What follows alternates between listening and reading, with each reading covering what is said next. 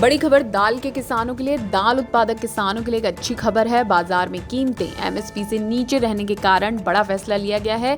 दरअसल तेलंगाना सरकार ने खरीफ सीजन से तुअर यानी अरहर की खरीद करने का फैसला लिया है।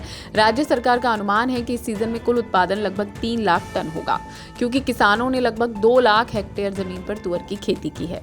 दलहन फसल की एमएसपी इस समय 8,000 रुपए है, जबकि किसानों को बाजार में केवल 7200 रुपए ही मिल रहे हैं। इसीलिए तेलंगाना के कृषि मंत्री थुमल्ला नागेश्वर राव ने कहा कि हमने उपज की खरीद का फैसला किया है। हमें केंद्र सरकार से 1.71 लाख टन तक की खरीद की अनुमति मिल गई है।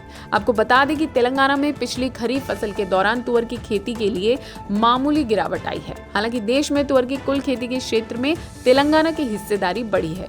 कुल लगभग 46 लाख हेक्टेयर तुअर क्षेत्र में इसकी हिस्सेदारी लगभग 4% थी, जबकि पिछले वर्ष ये घटकर लगभग 42 लाख हेक्टेयर रह गई।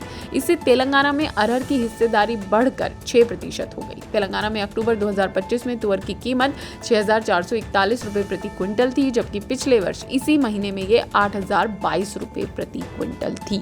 तो इन सब हालातों को देखते हुए तेलंगाना की जो सरकार है उसने एक बड़ा फैसला लिया है। किसानों के हित में एक बड़ा फैसला लिया है, क्योंकि किसानों को एमएसपी से नीचे मिल रहा था लगातार दाम। इसलिए दाल उत्पादक किसानों के लिए तेलंगाना सरकार ने एक बड़ा फैसला लिया है कि अब सरकार खुद खरीफ सीजन से तुअर की खरीद करेगी। इसके लिए केंद्र सरकार से अनुमति भी मिल गई है। तो एक बड़ा फैसला, एक बड़ी खबर, राहत भरी खबर तेलंगाना के दाल उत्पादक किसानों के लिए। तुअर की हिस्सेदारी तेलंगाना में बढ़ गई है और सरकार भी इसे और आगे बढ़ाने के लिए अब अपनी तरफ से बेहतर कदम उठा रही है।